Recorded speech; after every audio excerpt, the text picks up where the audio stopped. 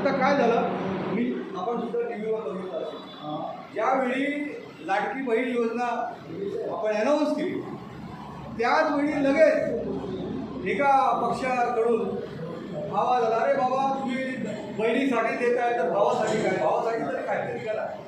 म्हणजे ते आपल्या चांगल्या योजनाचा थट्टा करताय, पण त्याच्या तोंडावर आपण पहिलंच शेण मारलेलं आहे. शेण म्हणजे भावांसाठी जे बेरोजगार युवक आहेत त्या बेरोजगार युवकांसाठी 10,000 रुपये स्टायफंड अनुदान आपल्या सरकारने दिलेलं आहे. म्हणजे जो विद्यार्थी असेल, जो शिकत असेल, जो बेरोजगार असेल आणि ते बेरोजगार म्हणून स्वयंरोजगारासाठी महाराष्ट्र शासनाकडे त्यांनी आपली एंट्री केली असेल, फॉर्म भरला असेल आणि त्या यादीमध्ये आला असेल तर त्याला आपल्या महाराष्ट्र शासन स्वयंरोजगारासाठी प्रत्येक महिन्याला, वर्षाला नाही, प्रत्येक महिन्याला 10,000 रुपये त्या भावाला देणार आहे.